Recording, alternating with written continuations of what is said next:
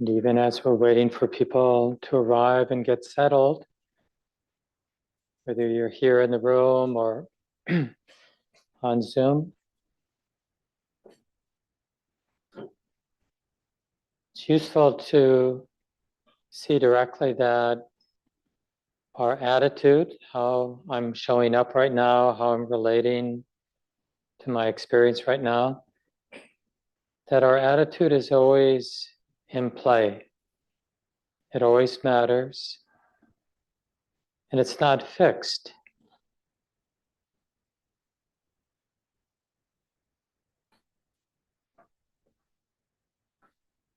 And because it's not fixed, even as we're settling in, maybe taking a couple of longer, deeper breaths, making those final adjustments to our sitting posture,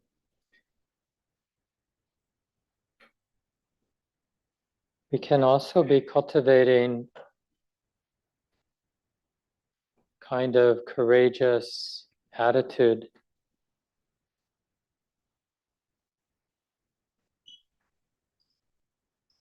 This willingness to feel what we're feeling. And not just on the surface, but anything subtle.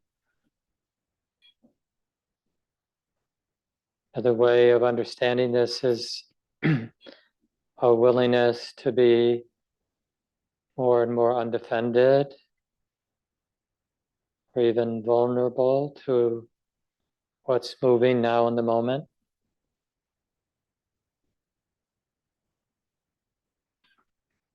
And this is a real change. Normally, consciously or unconsciously, we're trying to fix things and make our experience nicer.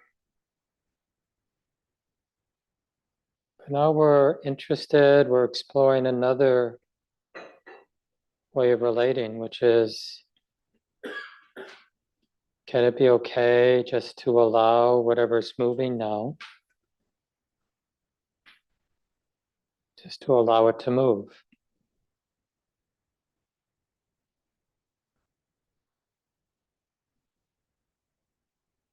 How good it feels to put down some of the armor, some of the defensiveness, some of this never-ending strategizing, how to get what I want or get away from what I don't want.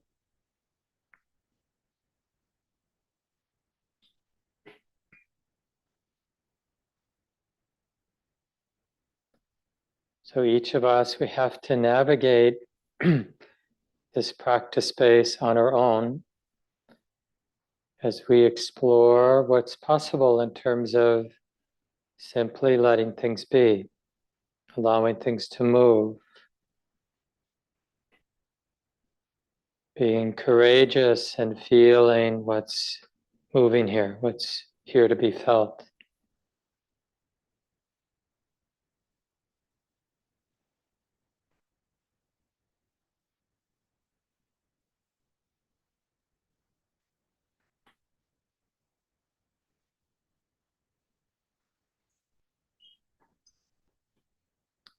And related, of course, is this intuition. The Buddha described it as a taste of freedom. But it's this intuition that there's nothing to defend, there's nothing that needs to be held on to, there's nothing that needs to be fixed or pushed away.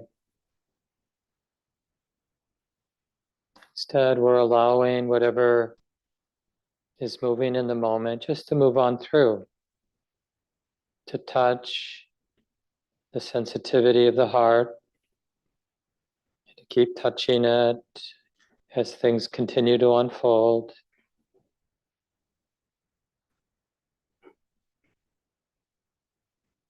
So although it may sound a little strange to say it this way, in a way we're taking refuge in vulnerability.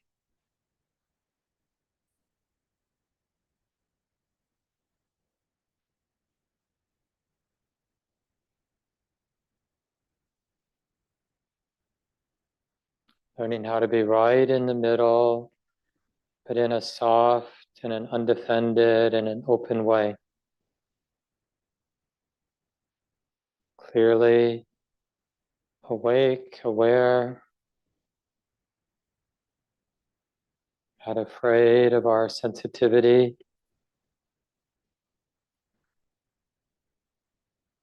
not afraid of any thoughts that come and go, just not clinging, not needing to be dependent on anything.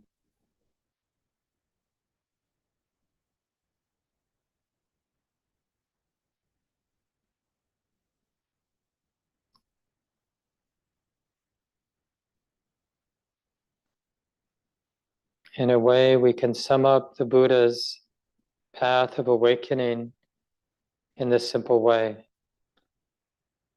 If we're really interested in being free, being released, no matter the particular conditions of our lives, then we, right now, moment by moment, we practice being free with whatever's moving here.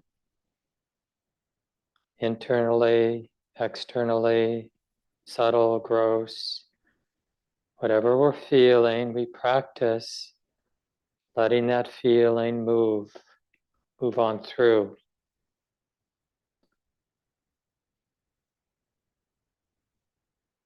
Always curious, open to the next feeling that moves on through, whether it's pleasant or unpleasant or neutral.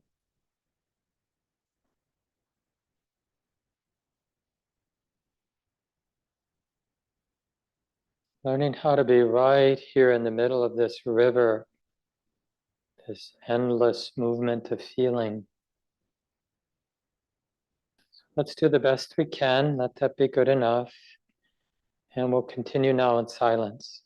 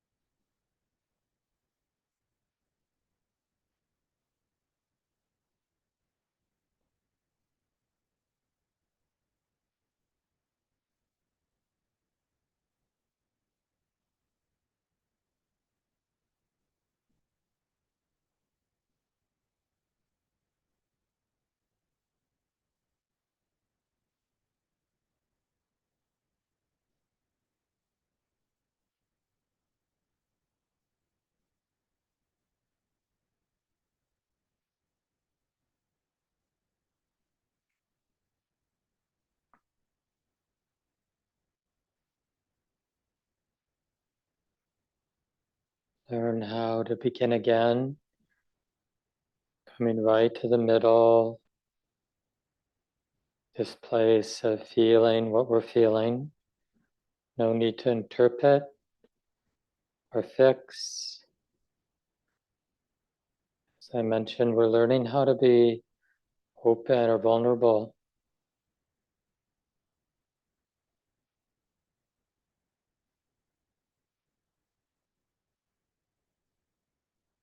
Keeping this in mind.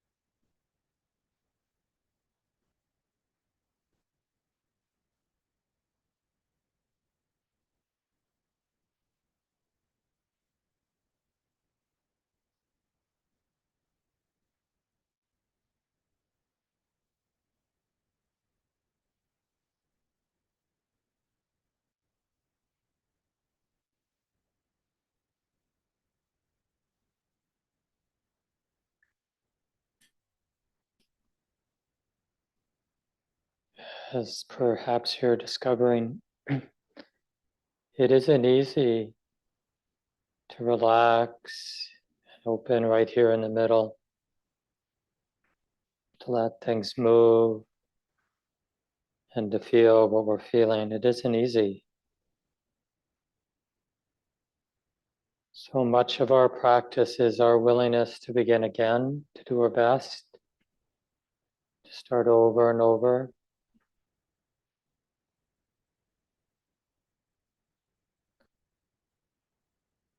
To trust this simplicity and this exposure.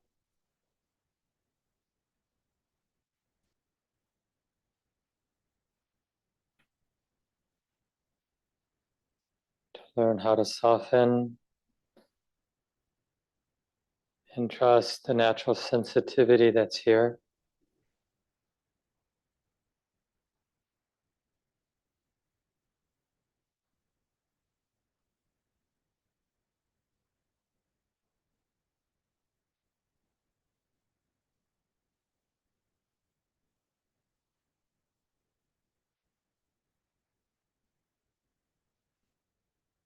Being free, realizing this possibility of being free right here in the middle with feeling what we're feeling, not needing the moment to be different.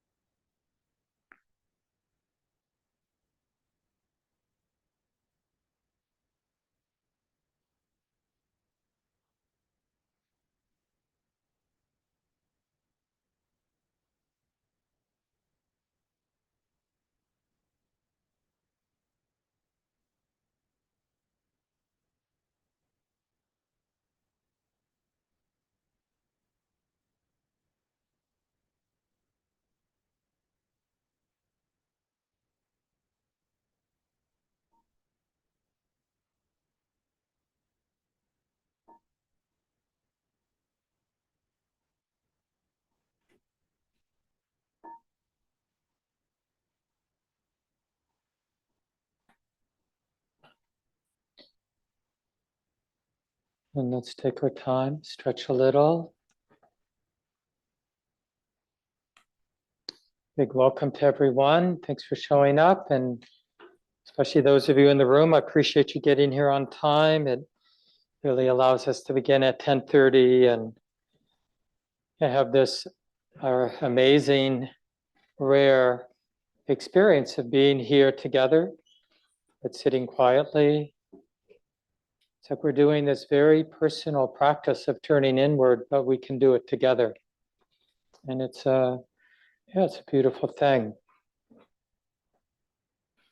So some of you know I've been giving some talks on this very central, subtle, but very central teaching from the Buddha on the underlying nature of our experience. And basically, you don't have to believe this. In fact, it doesn't help to believe it, but you might want to check it out. But what the Buddha says is, we do, this we can understand. It makes sense that, our world and each of us individually, we're not really understanding things clearly. And because of that, we act in the world in ways that cause a lot of harm to ourselves and others. And we end up with a world like this, where there's a lot of mean-spiritedness, a lot of injustice, a lot of violence, a lot of people taking advantage of other people and other creatures and the planet itself, right? This is the world we live in. And the Buddha would understand that this arises naturally when people are misunderstanding the way it is.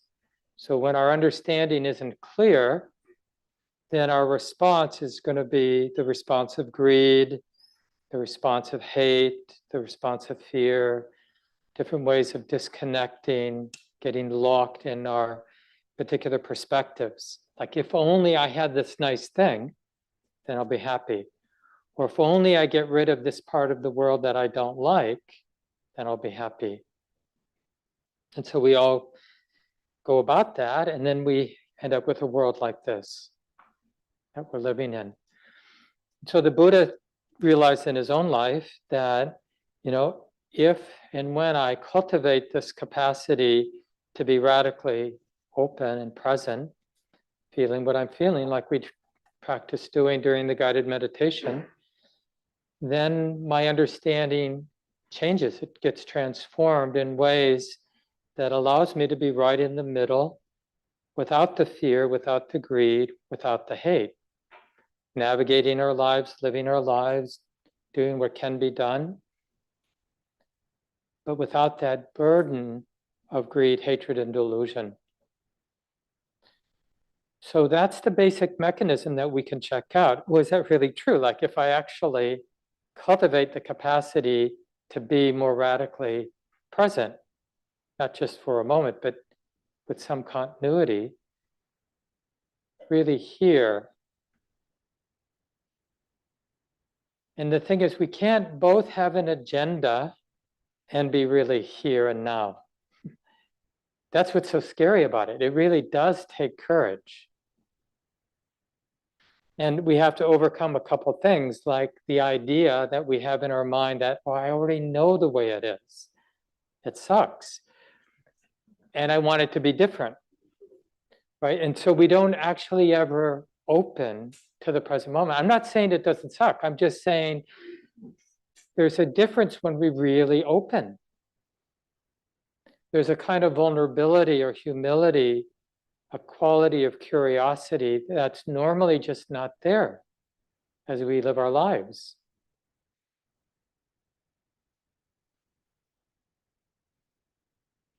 Some of us have been this last week doing a media fast. We began last Sunday. We're going to end today at 1 o'clock. And everyone figured out how to do it, so not everyone did it the same way, just refraining from maybe an overuse of digital media or whatever people decided to do. But one of the things I figured out, I kind of knew it because I've explored this, when we go on retreat, which I've done a lot over my adult years, we put aside our phones and our other digital media for those retreat times. I think probably in my adult life, I've probably done a cumulative 3 years of retreat practice. So a lot of my life, adult life, I've really put aside some of these things that are just part of our lives. But one of the things I keep remembering and recognizing in a very poignant way is how much I'm dependent on these distractions, right? Because it takes a quality of courage and a quality of, like a mixture of being fearless and not seeing any other alternative to be willing to open. Like sensing the exhaustion and the stressfulness of needing distraction, needing to stay busy, needing to be solving this problem and solving that problem. So we have to, like the two things working together, that courage and curiosity on the one hand, and this, it's really a transformation of all of the pain we've experienced in life, like, oh yeah, this is not the way. One more interesting news article, one more interesting entertainment, one more interesting conversation. And of course, honestly, how many conversations do I need to have before one is actually interesting? Or how many videos do I watch before I see one that's actually has some satisfaction, however ephemeral that is? At least it, engaged the mind for a while. But the dependence on that is really, it's there, but we don't often let ourselves honestly feel that, see that, do we? So the way the Buddha talked about opening to the way it is in a way that transforms one's understanding is in terms of these 3 characteristics. So last week, if you weren't here, you could listen to the talks. They're on our YouTube channel. We also record a lot of our talks, and it goes on dharmacy.org. You can find these places from our website, our new website that Gabe Keller Flores here, our operations manager, and Shelley Graff, and our previous operations manager, Robin Major, have been working a couple years on this wonderful updated website. So you can check that out, but also find how we record a lot of our programs. So you can watch them on our YouTube channel or listen to them on dharmacy.org. And so last week I talked about impermanence as one of those three ways of understanding this moment, that it's always in motion. Now it can sound sort of obvious. Oh yeah, I get it. But we live as if things are much more fixed or solid, that our actual experience, we should probably say our actual experiencing is always fluid. It's always changing. It's never a thing. Life experience is never a noun. It's always changing, flowing, moving. So that's the first thing that's apparent here and now, always apparent here and now, always, if we turn to that truth of impermanence, it will draw the mind in because it's naturally interesting. I don't have to try to be interested in it. It's like when we see something we've never seen before, the mind just wakes up. Oh, that's interesting. You know, you see a bobcat walking through your backyard or something. Oh, wow. You don't have to like, oh, I should be interested. It's just same thing with the truth of impermanence. Right? And there's something liberating. We intuit there's something liberating by understanding the truth of this changingness, impermanence. The second is dukkha, the unsatisfactory nature. That's what I'm going to talk about today. And then next Sunday, I'll talk about the impersonal nature, anatta. They're just three facets of the same thing. What is that same thing? This, any moment, this moment, underlying truth of this moment, what's actually relevant. So more relevant than being at Common Ground or being at home listening on Zoom to the talk, Sunday morning talk, is that it's a moving, changing, ultimately unsatisfying and impersonal thing that's going on here, always. And it's the missing of this, the Buddha says, that is the cause for suffering. Right, the actual quote, I love this quote, it's been so important. It's like a real grounding for me in my life. Ever since I think by high school, I remember distinctly, and this is a great topic of conversation with your friends, your close friends, spiritual friends. Do that inventory of through all your years, how your relationship to dukkha, to the unsatisfactory, unreliable, uncertain, insecure, vulnerable nature of the way things are, right? Like you're learning about those things as you've grown up. So I remember, some people have heard me mention this because it's just a real turning point in my life. I think I was a junior in high school. I was a serious athlete at the time, a runner, and I had a injury, and it was not that wasn't the issue, but it just sort of shifted something, how I looked. I had a window into my mind's conditioning and seeing that it was in pursuit of achievement, not just athletic achievement, although that was definitely part of it, but academic achievement, social achievement, like as if that was going to make me happy. That's a very common strategy, but all of a sudden it got illuminated. I saw it, and I saw the endlessness of it. Like, where does this end?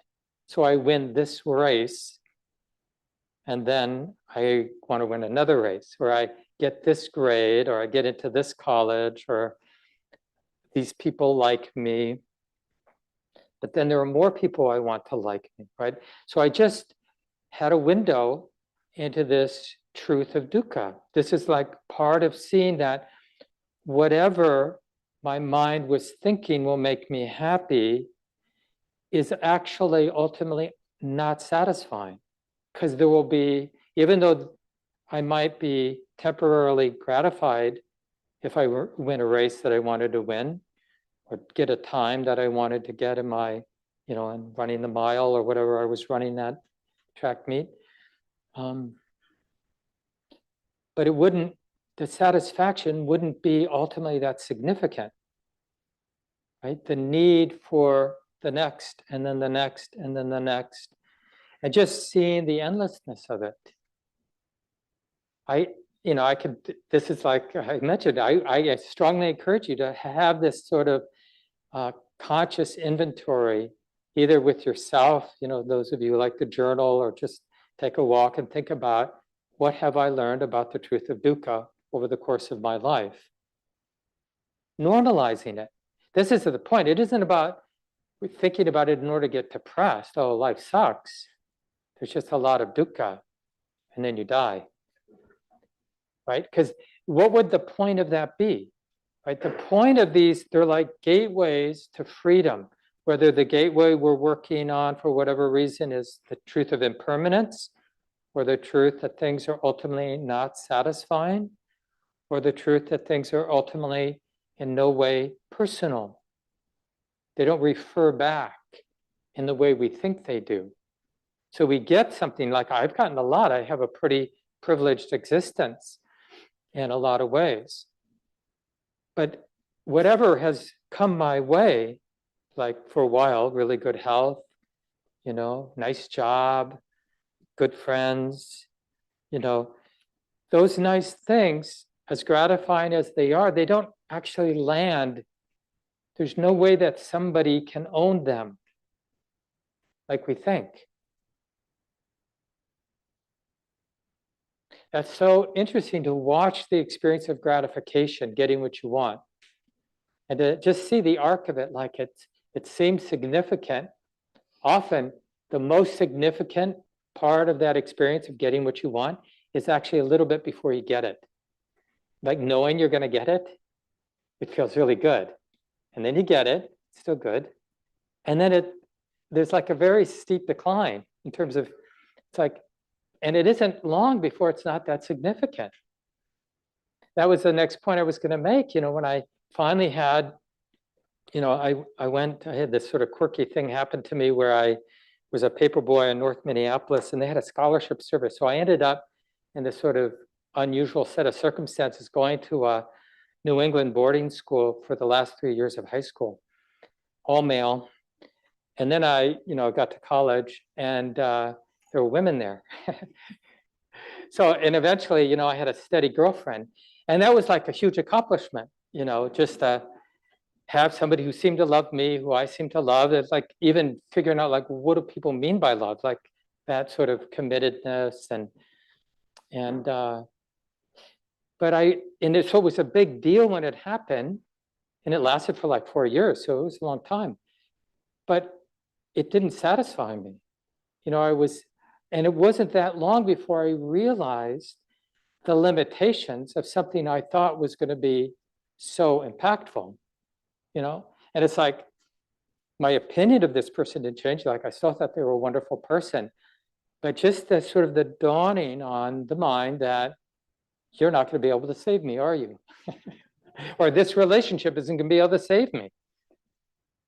Oh, same thing with getting a job, if that was a big deal, or, whatever it might be.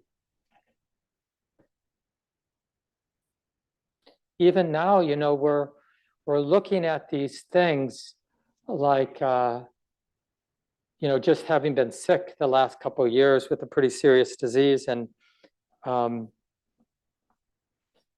just realizing how dependent there was a lot of sense of safety in being healthy, and now that's different. Like I just like one thing after another, and I'm so much better than I was a couple of years ago in terms of the return to health, but just the precariousness, it's just, and then the fact that I'm older too doesn't help.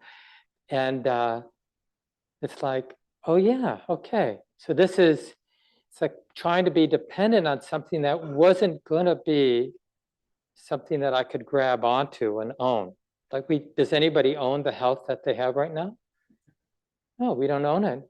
And one thing we know, although we often don't bring it to mind, is whatever health I have is insecure, because that's a truth you can count on. You don't know when it's going to change, but you can be pretty clear it will change. It won't always be what it is now. It's going to keep unfolding. And the world we live in, it's going to keep changing. You know, a lot of us are shocked by the way the world is right now.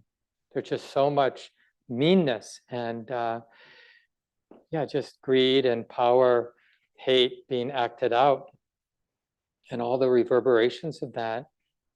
And it's shocking partly to me, and I don't know if people have the same experience, but it's shocking because I realized naively that, one, I didn't clearly understand how it was already going on earlier, years before, just like, oh yeah, that's right. We invaded this country that led to hundreds of thousands of people dying for no good reason, and then, you just keep going back and all those sort of terrible things. Well, I'm not saying this isn't worse. It might be worse, who knows? But part of the shock for me is somehow before not realizing that anything can happen, like this can happen, right? And that whatever we had, one thing that we could have known, I could have known better, is that it was insecure. It was uncertain. It was subject to change. It wasn't a reliable thing that I could grab a hold of, whatever I thought that was in the earlier years. Oh yeah, because it's the same right now. And this is true with climate change. It's true with how we treat each other, political systems. Oh yeah. So when the Buddha says that we need to have a relationship, not just with the change, the impermanence, the insubstantial nature of experience, but with how unsatisfying it is, that we can't really get something, some ground that I can cling to where I have some permanent safety. It just isn't part of this human realm or human existence that we have. This is an insecure realm, an uncertain realm, right? There's birth and there's death. I mean, that's a pretty cold, hard truth to our existence. All that is beloved by us will be taken from us. That's just part of the territory of this existence. So it's, the Buddha says that living in denial, like the not understanding dukkha, is the actual cause for dukkha. I was going to read that. I never got to read that. This is the particular translation of that teaching from the Buddha. There is one thing, O practitioners, the not seeing of which keeps you bound. What is that one thing you're not seeing? It is dukkha, right? Dukkha gets, translated as suffering usually. It's not a great translation for the word. Unsatisfactoriness is a little bit better. And there's just something about our human existence that can't be made straight, in the sense of I can't turn my existence into the solid ground that my ego wants, that makes me safe. I can't do it. Whether you try to do it in a relationship, or you do it by accumulating a lot of wealth, or you do it by accumulating a lot of friends, or a lot of virtue even, like being a good person, we're not going to create something that takes the insecurity away. So it doesn't mean we shouldn't do all those things to give ourselves some relative safety. I think it's good to do those things. I do those things. But there's this other part of our life that we can take up, which is let's call it a spiritual part of life, which is, what do I do? How do I relate to a world where there is this fundamental insecurity, vulnerability, absence of satisfaction. What do I do with that? How do I come into relationship with that in a way that's transforming? Because the cause of dukkha is all the ways we're relating to it that are based on not understanding it. So all my habits of denial or all my habits of controlling, trying to fix, trying to get rid of what I don't like and hold on to what I do like, even though I can't really hold on to what I like and I can't get rid of everything I don't like, right? All of those habits turn out to be the cause for the dukkha, the uneasiness I'm experiencing. So a lot of times we think, oh, I need this sort of deep mystical secret, that it's a key that will unlock this door. But it's really about the ceasing of our strategies that aren't helpful. And you start to see it everywhere, like so much of the suffering in the world are people dealing with their dukkha in ways that cause more dukkha. Right? Isn't that what we see? People's insecurity, so what do? Or people's unresolved feelings of shame, whatever. Unresolved pain, what do? It's just like reverberation upon reverberation upon reverberation. So much of our politics, so much of our global conflicts are people have been hurt, they've been made to feel insecure, whether legitimate or not, that's how they feel. And so there's a pushback. So all of this is to inspire us. Well, what does it look like for me to be more interested in the experience of dukkha? Instead of thinking I know what dukkha is, I know what I should do about it, like get rid of it, or blame somebody. So the way the Buddha talks about this, he says, this is considered, it's a big part of the structure of the teachings. He describes it in sort of big terms, right? The first noble truth. It's really a series of insights. Oh my God, there's dukkha. It's not like everything is dukkha, but there is this truth.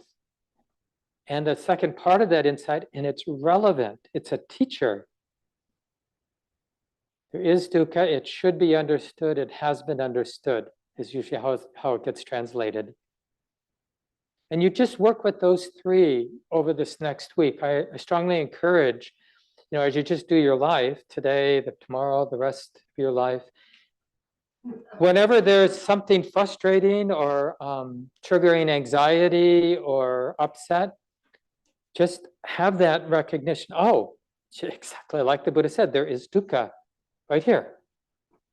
Oh, this is relevant. Like whatever this is, this ouch, it's relevant. It's like how it came to be is relevant. Because the way the Buddha came to understand his own mind, it's always like this experience of dukkha, of suffering, it always is conditional, meaning when there's this, there's that. When there's this understanding or this way of relating, then the suffering comes to be, the stress comes to be. But without that wrong understanding or misunderstanding, it doesn't come to be. So when we have an experience of insecurity, an experience of dissatisfaction, an experience of stress, then we want to see it as a conditional arising.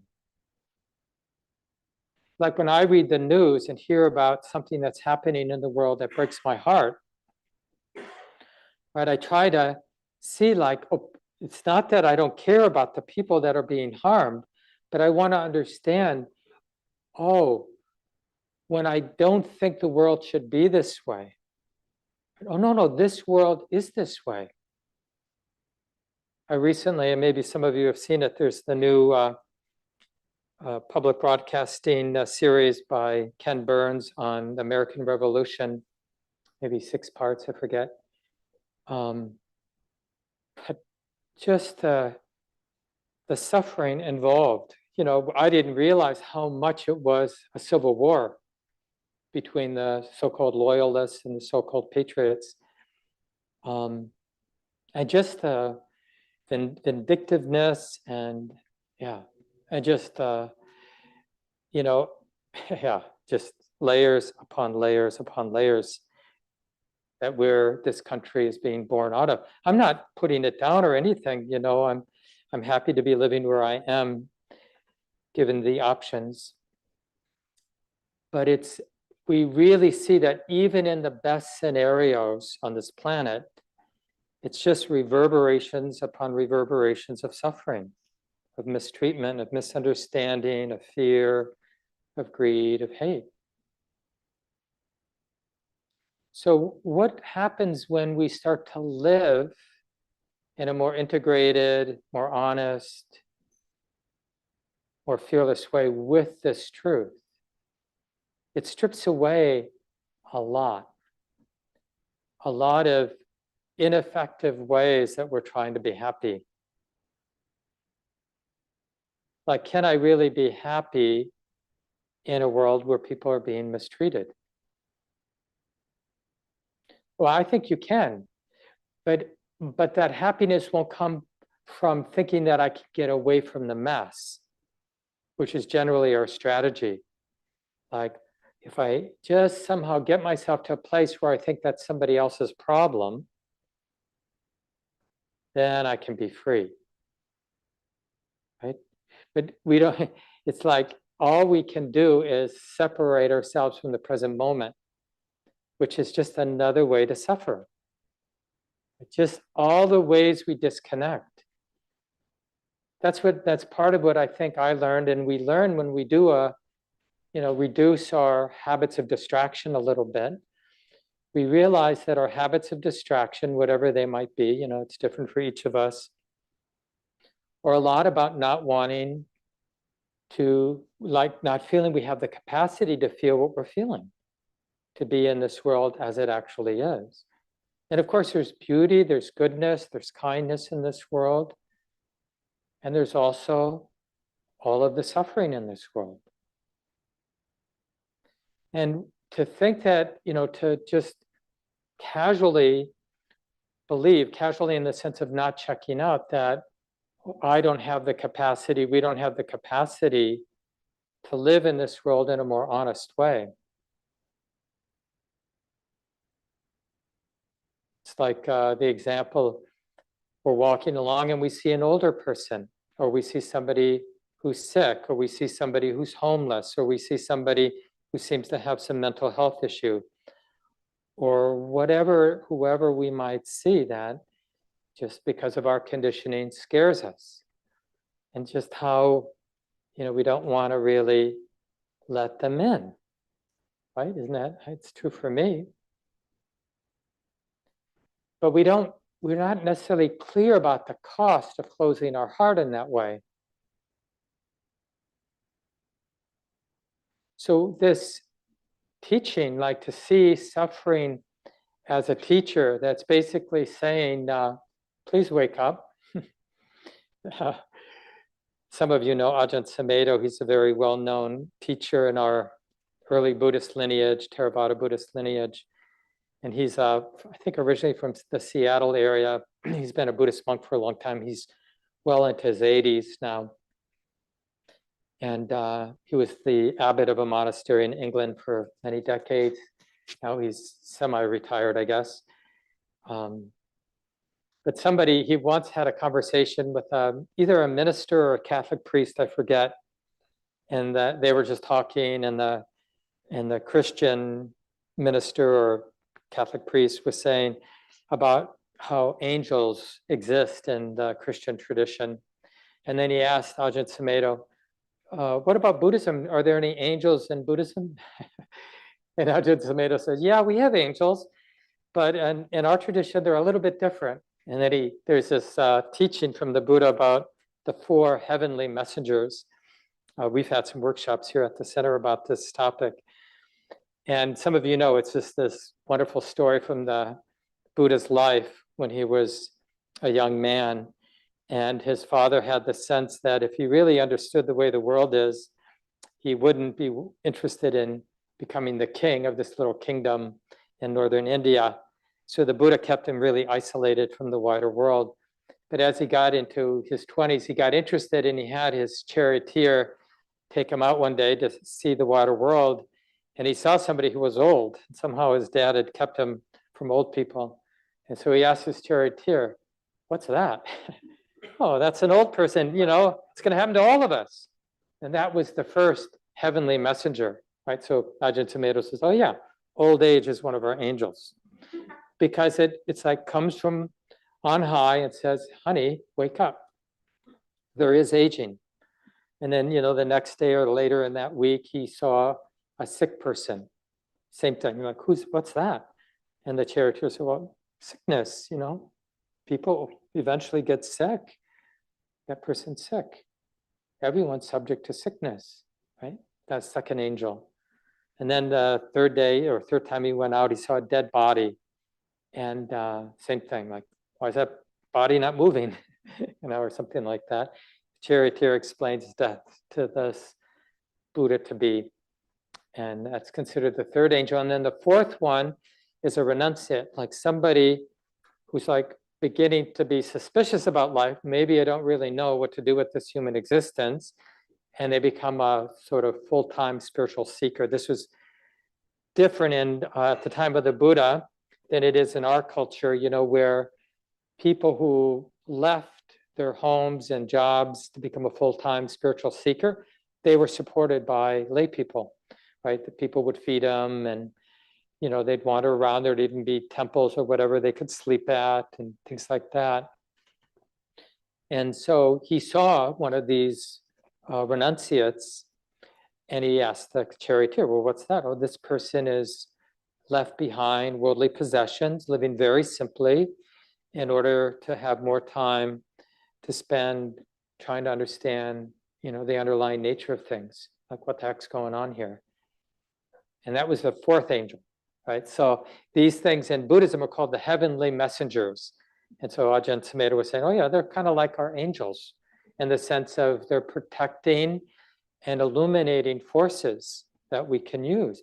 And you can see it's all about deepening this insight, having a more honest relationship with dukkha, with change. With the underlying unsatisfactory nature. And you see, I mentioned this a couple of weeks ago, there are three facets of the same thing: change, unsatisfactory nature, and impersonal nature. So there's a lot of overlap there. Because things are changing, we really can't count on them. So that's unsatisfying. Because things are changing and can't be counted on, is it really true in any way? In what way could it be true that it's mine, belongs to me? Do we find that?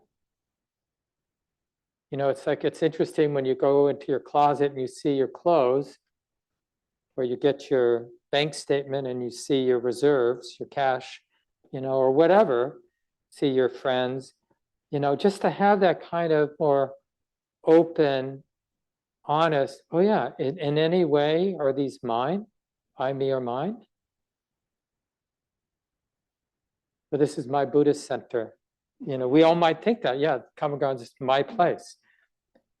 But in what way do we have it? And if something happened here, that's not my place. Yeah, same thing like I mentioned earlier with her health. And so they're just to see the overlap between these three underlying qualities. I love this little teaching from Sharon Salzberg. Some of you know Sharon, wonderful Buddhist author and teacher. Because clearly suffering itself isn't redemptive. Suffering itself is heartbreaking. When we hear about, when we see our own suffering or the suffering of others, right? It touches our heart because we understand, oh yeah, this is how it is. We know, like, empathetically what it's like when somebody else has experienced a lot of insecurity. So Sharon says, suffering isn't redemptive, but being able to open to suffering is redemptive. So we can actually experience that. We want to get a sense of how liberating it is to go beyond our aversion, our fear, our fixed idea of suffering.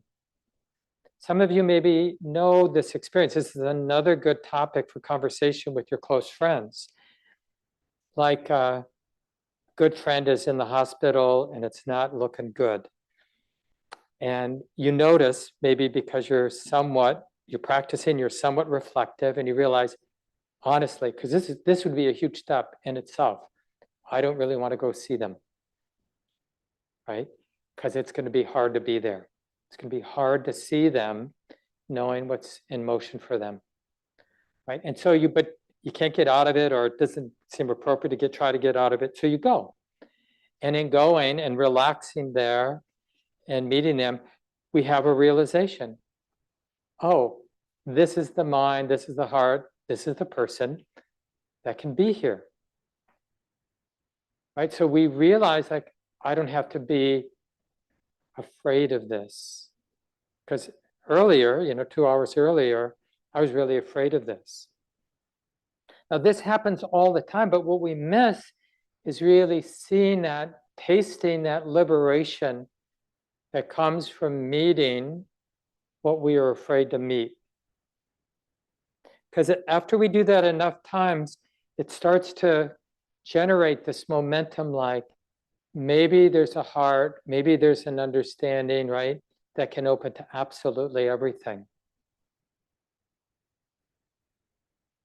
What our world needs now, and always, but maybe particularly now, is we need people who aren't afraid that it's like this. So that the response is coming out of non-fear, not coming out of aversion or fear or denial that it is like this.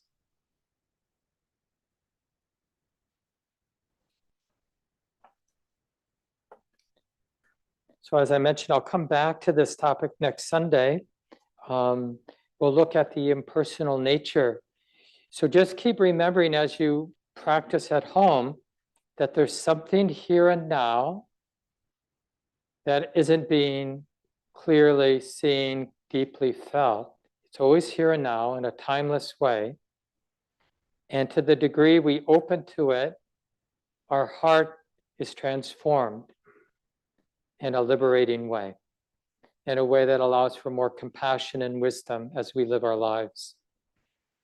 And then we get to pointing out, like, the nature of what's here and now that we tend to be oblivious to is something related to the changing, unfolding, not fixed process nature of everything.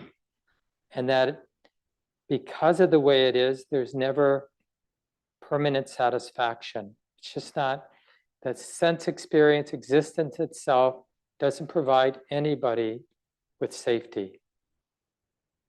Nobody's immune to insecurity. Nobody's immune to vulnerability. Right? And yet we think, if only had another couple billions of dollars or whatever, we think, a bigger yacht or more power or more love from people. And that what is unfolding here doesn't refer back. It's just a natural process. Everything is a natural process. Even my most poignant emotions, my most poignant thoughts, those thoughts also are nature. Nothing lies outside of nature, nature being just this interdependent unfolding of all things. And these aren't, meant to be philosophical truths. There's something we are meant to wake up to that are here and now. And so we use these ideas actually to build up this confidence of opening.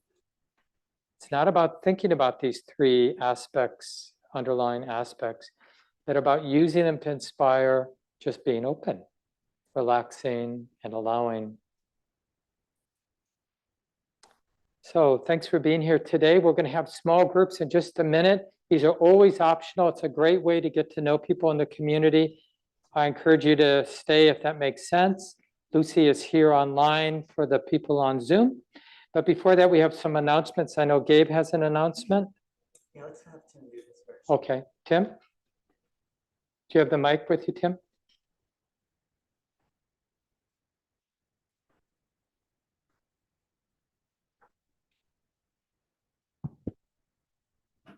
Hey, people, just reminding you, you can come in the back door outside of the south side of the building, just because it gets to be kind of a lot of people and shoes in the front door here.